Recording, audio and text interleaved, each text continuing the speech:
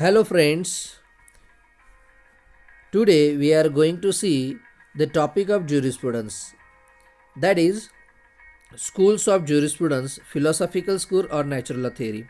I, Mahendra Subhash Karnar, an assistant professor in law, welcomes you in this lecture series. In this lecture, in this video, we are going to see the schools of jurisprudence or philosophical school, which is also known as a natural law school. It has certain stages of development.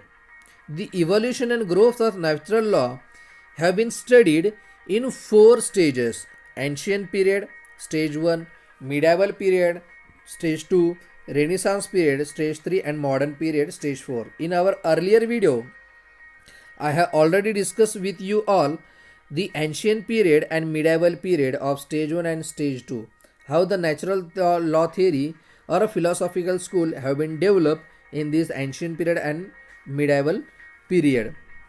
Now let's understand the history of evolution and growth of philosophical school or natural law. This history is very much interesting and it will give enhanced vision to see the development of law from its natural law angle. So let's start. In this video we are going to see part 2nd of development of natural law theory. In this part 2nd we are going to study the period of Renaissance and modern period, which is very much important in view of the development of natural law or a philosophical law. Now let's start and understand for better clarity what is Renaissance period and what is modern period. This is very necessary to understand these phases of development of natural law in order to see how the law has been developed since ages and what are the activities which have been developed by our jurists in this period of Renaissance. This is the period of Renaissance, means this in this period huge discussion took place between different jurists regarding why it is necessary to have law, what is the necessity of legal framework, who has a right to decide the legal framework, and how the sovereign authority or a political authority have been developed in this period. Therefore this period is very important to see. This period of Renaissance is in the history of development of natural law. In this theory, natural law is also known as a modern classical era. This period of Renaissance is branded as modern classical era because in this era huge development took place regarding the nature, source, and framework of law. This era is marked by rationalism and emergence of new ideas in different fields of knowledge, including law. Different fields of knowledge like art, language, science, psychology, physics, chemistry, all these knowledge field have been developed significantly in this 12th century to 18th century period. We could see it. Many scientists have developed different invention in this era, particularly the scientists from Germany, Italy, Europe, America, France. They have developed the not only the field of law but other fields of social sciences and pure sciences, and therefore this era is known as modern classical era. Many jurists have contributed towards building a structure of law on the foundation of natural law theory. In this period of Renaissance, different theories have been propounded by different jurists, but underlying principle is a natural law theory. For example, development of sovereign authority, development of political authority, all these have been accepted and adopted by these jurists, but on condition of the acceptance of natural law theory. Many jurists have propounded different theories in this classical modern era, but prominent among them are Hugo Grotius, Thomas Hobbes, John Locke, Rousseau, and Immanuel Kant. Along with them, other jurists also have contributed, but these are prominent among them. So, let's start and see each jurist one by one. First is a Hugo Grotius. He is a very well known Dutch jurist who have contributed significantly in the wake of First World War. He has laid down his important theories in the field of international law also. He is well known legal scholar in the Dutch Republic and he established frameworks for universal law in the light of natural law. He has laid down many principles which are universal in nature and therefore all these principles are in consonance with the natural law theory. Hugo Grotius has also built his legal theory on social contract. The term social contract is very well known to the sociologist and political scientist. The term social contract signifies why the person came into society, why the person has formed the society, what is the reason why the person has adopted the legal system as such. These questions have been dealt in the social contract theory. As we know that the law is a part and parcel of sociology and political science and therefore the law cannot be studied in isolation different from the sociology and political science and other social sciences. In earlier videos, we have seen the relation between jurisprudence and other social sciences. Please see that video on my channel. Now next, political society rests on a social contract. Every political society or political institution like a parliament or executive authorities are based on a social contract. Now why the social contract has been developed? According to Grotius, the term social contract signifies that it is the duty of the sovereign to protect and safeguard the citizens. Therefore, the citizen came into social contract or the subject came into social contract to appoint a political superior authority so as to they could safeguard the life and property of politically inferior subjects.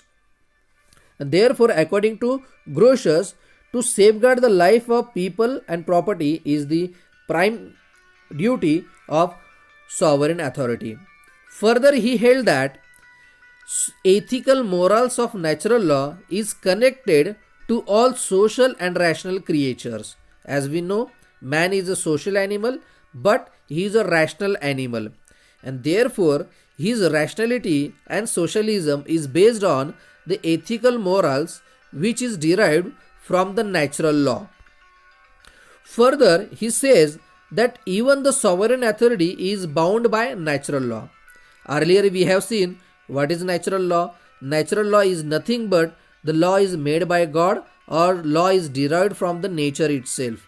Law is based on the inner consciousness, inner aspects of every human being, that is a human consciousness, and this is known as a natural law, which is different from political positivism. The law of nature is discoverable by man's reason. Every man has certain reason, every man has a human consciousness, and the law develops from this inner consciousness aspect. Further, Hugo Grotius is rightly considered as the founder of modern international law. He has developed many principles of international law. He developed his theory in the wake of First World War, and therefore his many principles are based on international law, which is in consonance with the natural law. Next jurist is a Thomas Hobbes. He is a follower of Hugo Grotius. He also laid down very important theories in relation to natural law or a philosophical law. According to Hobbes, social contract or prior to social contract, man lived in chaotic condition of constant fear.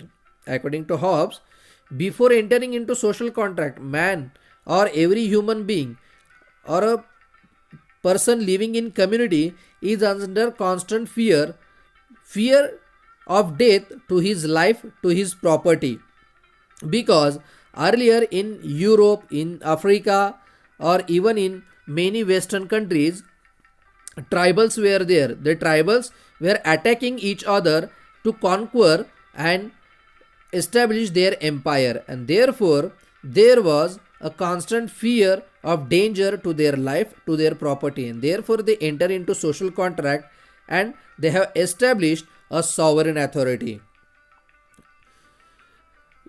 To establish the sovereign authority, the prime reason is to secure self protection and to avoid misery and pain. According to Hobbes, why a person enter into social contract? To secure first self protection and second to avoid misery and pain. And therefore men voluntarily entered into contract and surrendered their rights and freedoms to mightiest authority that could protect their lives and property. Mightiest authority, that is a sovereign authority or political authority. Here we could see that the development of a king or queens or a royal administration or the system of sovereign authority has started to be formed on the basis of these theories of different jurists.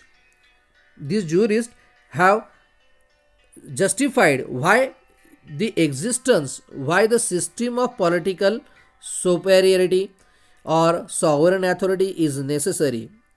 It is necessary to secure self protection, that is the protection of life, and to avoid misery and pain. Therefore sovereign authority is necessary. All these theories suggest us that how the Europe, which was under dominance of church, under dominance of religion, not only the Europe but many other nations including India, France, or Africa, etc., they were under the dominance of churches or a religious fundamentalist, and therefore it is necessary to have sovereign authority which is separate from a religion or ecclesiastical jurisdiction of church. Therefore, in order to protect the life, sovereign authority was necessary. Further, according to Hobbes, man has a natural desire for security and order. Every person wants to secure his life and property, and there shall be order in the society so that he can live peacefully. And therefore, in order to secure and having order, it is necessary to establish a superior authority that must command authority. Here the Hobbes has accepted the necessity of positivism or a sovereign authority. The sovereign authority which could have a commanding authority. Here we can see the Hobbes and other jurists have sown the seeds of positivism. The commanding authority should have a superior authority, and further he said that command must be in consonance with the natural law. Hobbes accepted, he consented to have a sovereign authority, but that sovereign authority must command with the natural law or in consonance with the natural law. Now moving further, the next jurist is John Locke, who is also known as a human rights jurist. His theories are very much individualistic in approach.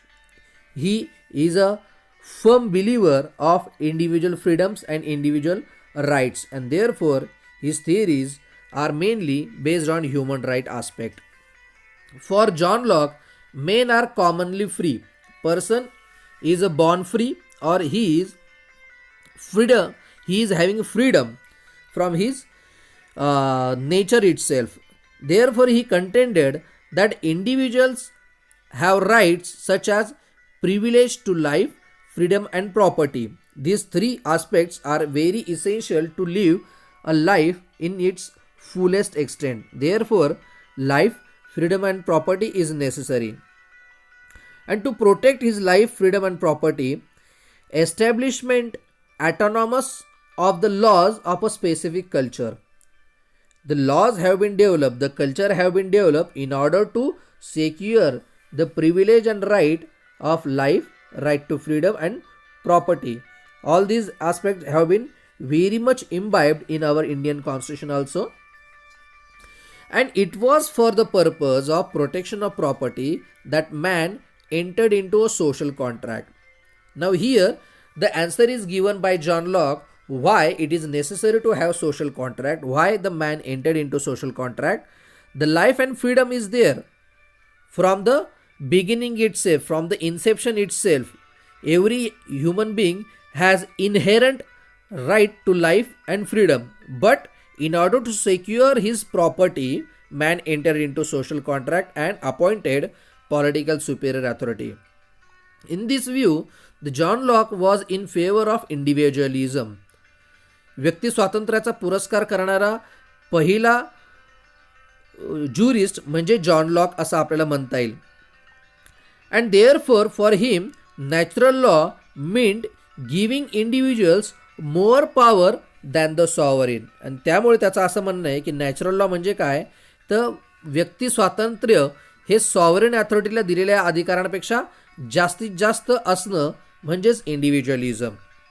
Therefore the John Locke is a human right activist also. Further, he said, individual has a right to protest against the sovereign. Here, the Locke has accepted that sovereign authority is necessary, but not at the cost of rights of an individual.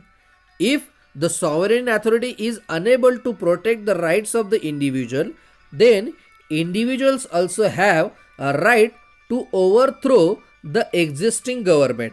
The government system is for the people, by the people, and through the people.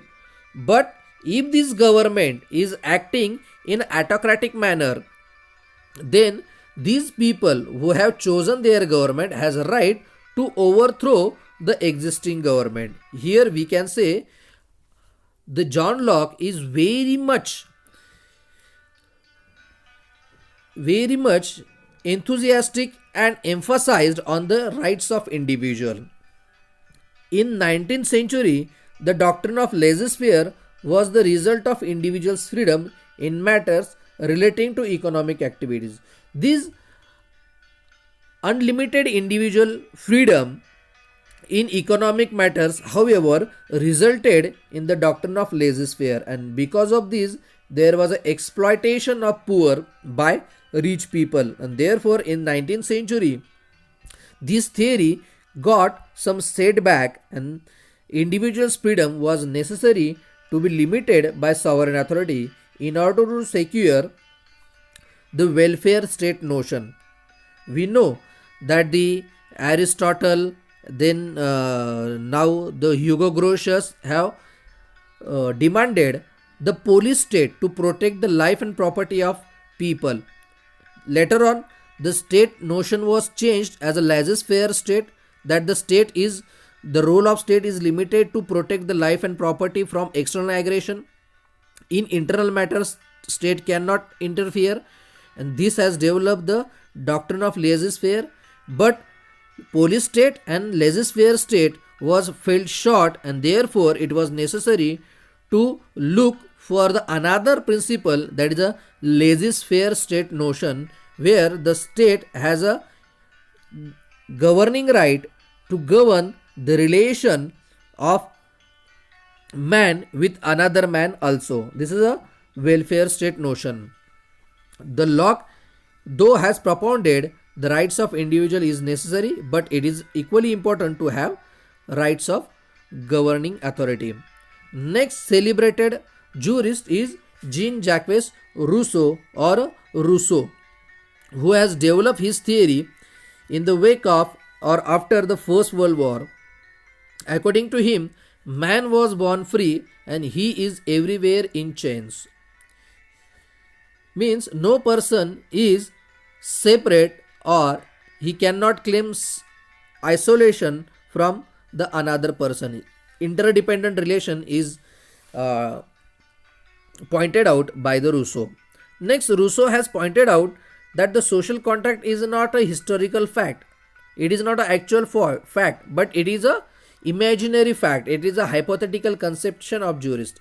The Rousseau has declined, the Rousseau has rejected the social contract theory. He said, prior to social contract, the life was happy and there was equality among men. There was no question of pure nasty or brutality, but the life was very happy and equal. Therefore, why the social contract was necessary according to Rousseau? The social contract was necessary to protect the freedom and equality. The Rousseau has given answer why social contract is necessary. According to Rousseau, people united, that is, people entered into social contract in order to preserve their rights of freedom, right to freedom, which is under Article 19 of the Constitution also. The people united to preserve their right to freedom and equality. For this purpose, they surrendered their rights not to a single individuals or sovereign authority, but to the community as a whole, which Rousseau named as a general will. For example, this paragraph can be referred in studying the Indian Constitution. We, the people of India, having solemnly resolved to constitute India, means the people of India has united to preserve their rights to freedom, which is under Article 19 or in Part 3 as such. We have surrendered our right to the sovereign authority in order to preserve our rights to freedom. We have surrendered our rights not to a single authority, that is, not to a king or queen or a royal authority, but to a sovereign authority, to a community, and therefore we have adopted a representative democracy. And this is our general will. We choose our own member of parliament or member of legislative assembly. This is a result of theory of Rousseau. According to Rousseau, prior to social contract, the state of nature was peaceful and people lived solitary and uncomplicated lives. According to Rousseau, there was a very happy situation prior to social contract. But still, the Rousseau has two distinct theories of social contract: naturalized theory and normative theory. This is very well known to the student of sociologist and political scientist. This is not the place to discuss all these theories here.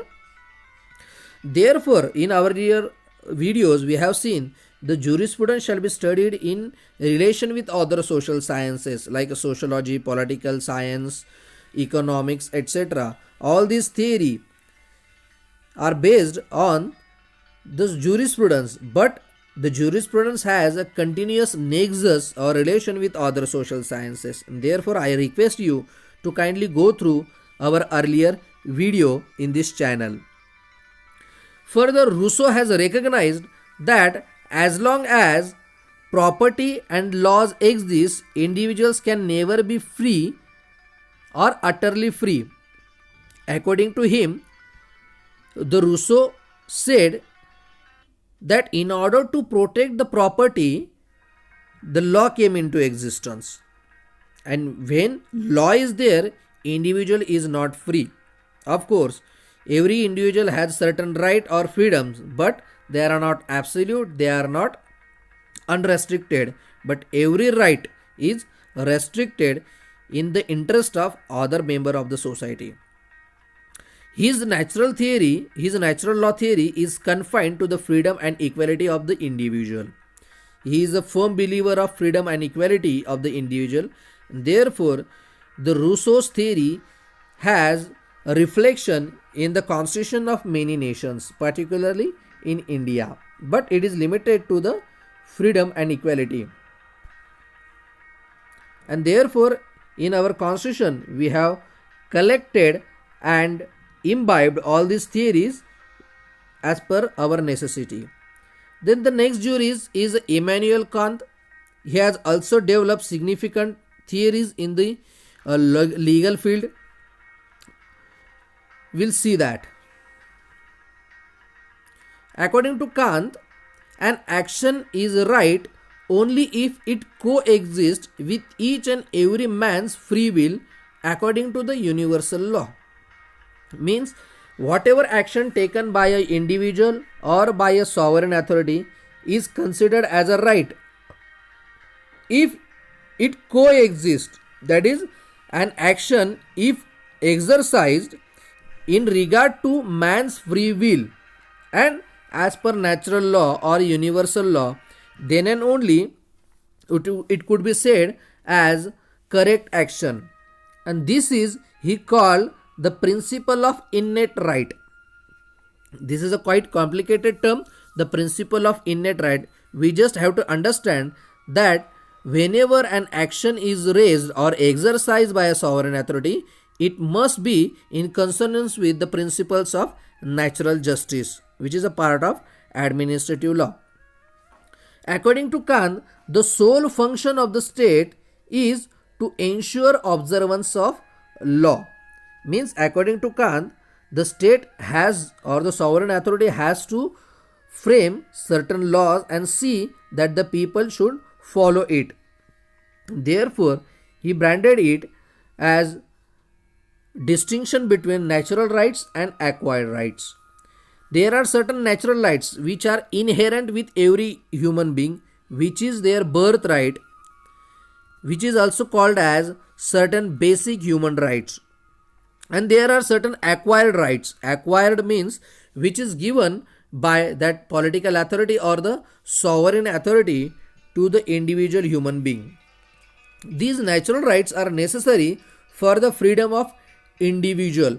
For the complete freedom of individual, certain natural rights are necessary. Now this notion can be seen from the angle of the recent decisions by the judiciary in India, particularly in post-emergency era, where the natural rights under Article 21 has been enlarged by the Supreme Court in order to give a complete freedom to individual. The Kant's theory of categorical imperative was derived from Rousseau's theory of general will. We have seen the Rousseau said it is the general will of people and therefore they appoint the sovereign authority. On the basis of this theory of Rousseau, the Kant has developed his theory of categorical imperative. This embodies two important principles. First, this theory expects a man to act in such a way that he is guided by dictates of his own conscience, and thus it is nothing more than a human right of self-determination. The human right of self-determination means the person should act according to his own inner conscious aspect or conscience, and this is a natural law.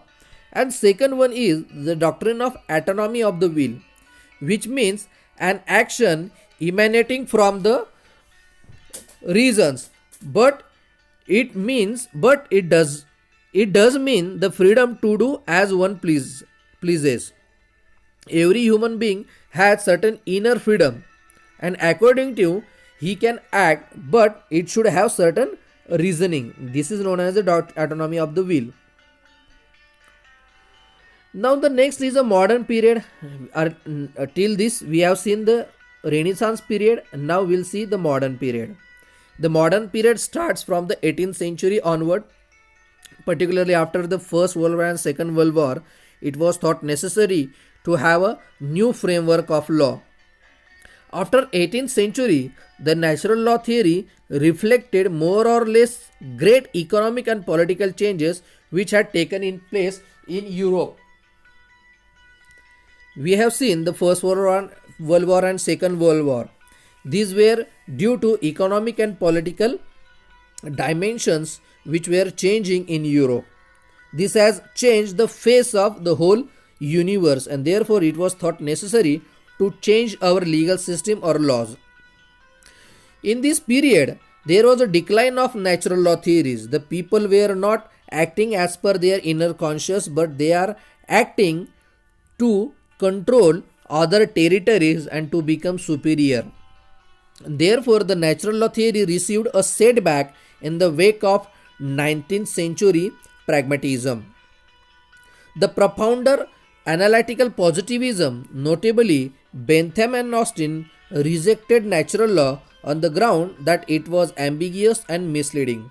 Continuously, the believer of natural law theory were emphasizing on the human consciousness, human inner aspects, and morality or God made law. But due to First World War and Second World War, it was found that this natural law has no meaning, and therefore there was a constant decline in natural law theories.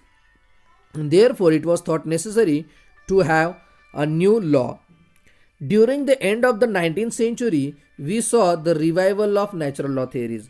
However, during 18th to 19th century, there was a thought that natural law is falling short, but thereafter it was come to know that no, we cannot believe or rely only upon the positive law, but we should have certain natural laws also.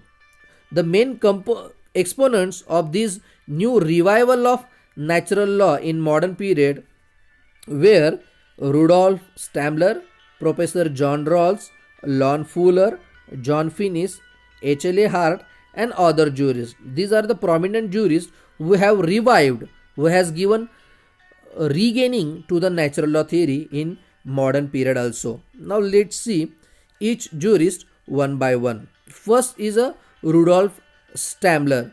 He has given his theories that positive law is necessary, but it should have certain base of natural law.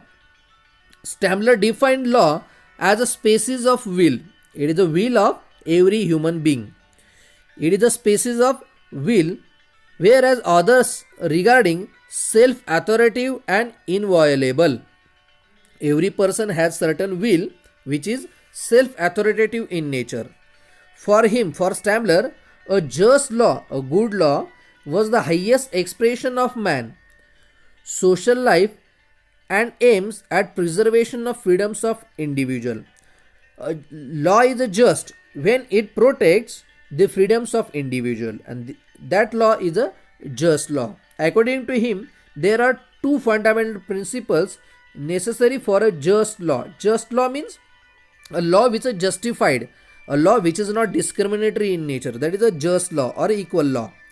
The principle of respect, and second, the principle of community participation. Without these two principles, positive law or a sovereign law cannot be considered as a perfect, and therefore he constantly believed to have principles of respect and principle of community participation. Principle of respect means respect to the rights of another, and principle of community participation means every human being, every individual, every citizen has a right to participate in political matters of the sovereign authority or the state. Therefore his theory is very much essential. Next one is a Professor John Rawls, who has developed his theory of justice. He is a we can say the disciple of Rudolf Stammler, and Rudolf Stammler believed on equality, whereas Rawls believed on justice, and these theories have developed the natural law. Professor Rawls made a significant contribution to the revival of natural law in the 20th century. He has expounded two basic principles of justice.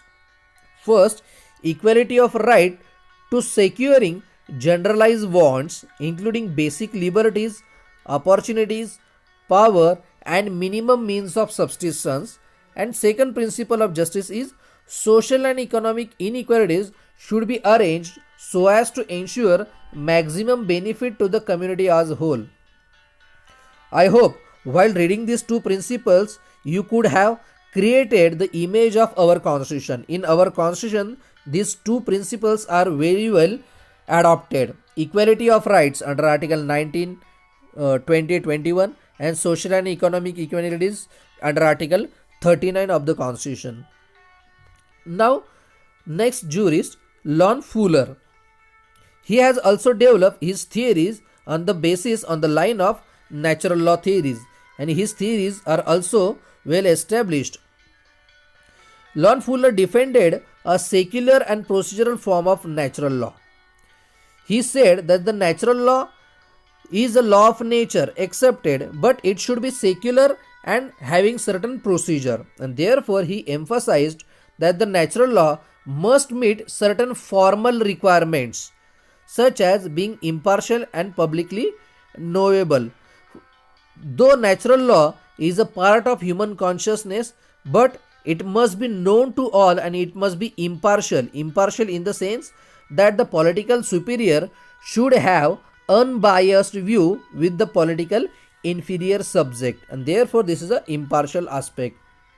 According to Fuller, to the extent that an institutional system of social control falls short of these requirements, the Fuller argued we are less inclined to recognize it as a system of law or to give it our respect. Means whenever the social sovereign authority fails to make a law in impartial manner or to make it publicly knowable, people decline to follow that law. People shows their protest to such law, and therefore the law should have certain requirements, that is the impartiality and publicly knowable or public notice. Thus the law must have a morality that goes beyond the societal rules under which laws are made.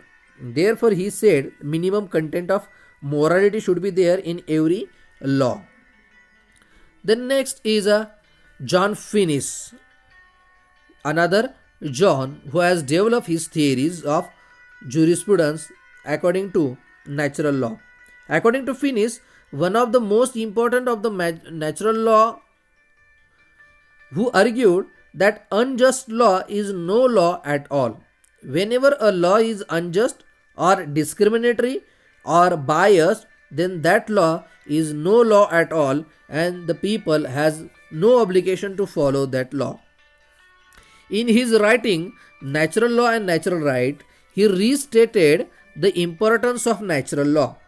For Finnis, natural is the set of principles of practical reasonableness in ordering human life and human community.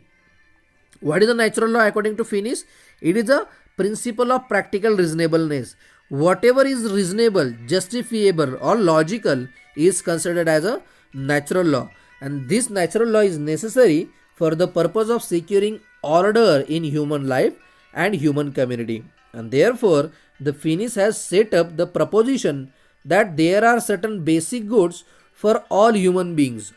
These basic principles of natural law are pre-moral in nature. Pre-moral means which is more important than mere morality. These basic goods are very essential to live a human life in a meaningful manner.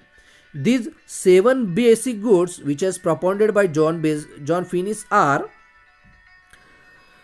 objective values, in the sense that every reasonable person must assent to their values as object of human striving. Without these 7 basic goods, no person can live a human life in a better manner. Which are these? First, life, knowledge, friendship and sociability, play, aesthetic experience, practical reasonableness and religion. These 7 are very basic, very pre-moral for living a human life. These are very fundamental aspects of every human life. Moving further, H.L.A. Hart, who is also known as a soft positivist, he has significantly developed theories of natural law, but he has sown the seeds of positivism in his theories. Therefore, Hart is necessary to be studied in jurisprudence. He said, where there is a law, the human conduct is non-optional or is obligatory. When law is there, the person has to follow that law. He has no other option but to follow the law. According to Hart, law means rules. He branded the law as rules. According to Hart, the leader of contemporary positivism, Hart is the leader of contemporary positivism, as we have seen, he has developed the natural law theory, but it is tilting towards the positivism. He attempted to restate national law position from a semi-sociological point of view. H.L.A. Hart points out that there are certain substantive rules which are essential if human beings are to live. These substantial rules have to be followed by a human being to live a human life. These rules are continuously together in close proximity. These rules are in proximity or in relation with each other. These simple facts constitute a case of indisputable truth in the doctrines of natural law. This is a simple fact, which is that is there are certain substantive rules, and therefore these are very basic to natural law theory. Further, according to Hart, laws are of two types. Laws are union of primary and secondary rules. Earlier we have seen law means rules according to Hart. He says there are two kinds of rules, primary rules and secondary rules. Primary rules are duty imposing in nature, whereas secondary rules are power conferring in nature, and therefore these rules are necessary. Primary rules forbids or require certain action and can generate duties or obligation, whereas secondary rules set up the procedure through which the primary rules can be introduced, modified or enforced. We also called it as a primary right and secondary right. There are therefore certain rules which any social organization must contain, and it is these basic facts of human nature which afford a reason for postulating a minimum content of natural law. This is a minimum content theory of morality which is required in every natural law. This is the natural law theory. Now we'll see summary of natural law theory.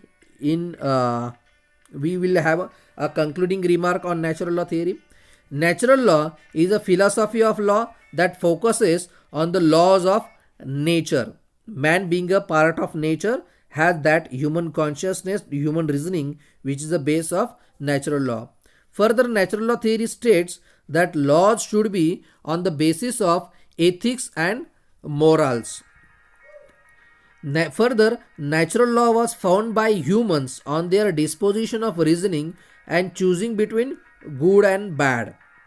This reasoning helps the person to choose between good and bad, whereas natural law theories focused on to achieve the ends of the laws. The ends of the law is to achieve justice, social justice, political justice or economic justice, which is there in the preamble of the constitution. However, this natural law has undergone different changes from different period of time. Therefore, these phases we have seen in ancient period, medieval period, Renaissance period and modern period. The natural law proposes that laws are more of logical progression of morals. Morals are inner aspects or inner consciousness of every human being, and then the law has been developed from that place. Actions that are morally wrong will be against the laws. Action, either it is a executive action, administrative action or action by the sovereign authority. If it is a morally wrong, then it is a against law also. Further, natural law exists regardless of what laws are enacted. The natural law is there, which is very much further than mere enacted laws or parliamentarian laws. This law plays a significant role in establishing moral and ethical standards. In the end, it could be said that natural law has made a great contribution to the legal jurisprudence of world, including of India. Indian constitution is very much influenced by this natural law theory, and therefore we have certain basic fundamental rights under part 3 of the constitution, as well as other notions which are there in the preamble of the constitution. They are derived from the natural law theory. Now we'll see how the natural law theory has created their impression or impact on different legal instruments. The concept of natural law is closely related to the concept of natural right, that is just natural, which we have already seen. The natural law theory is reflected more or less the great social, economic and political changes. These are natural law theory has been attributed as a key component in the Declaration of Independence of 1776 of US, Declaration of the Rights of Man and of the Citizen 1789 of France, Universal Declaration of Human Rights, that is UDHR of 1948 by the United Nations Organization, European Convention on Human Rights of 1953 by the Economic Council, by the Council of Europe, and as we have said, the preamble, part 3, that is the fundamental rights, part 4, that is the directive principles of state policy of the Constitution of India, is highly influenced by the natural law theory. We have covered all the aspects related to the natural law theory. Please do watch more videos on my channel. Please like, subscribe and share the video if you like it. Please watch more videos on the channel. In earlier video we have covered ancient period and medieval period. Please go through it for better understanding. I hope you have liked the video. Thank you. Thank you very much.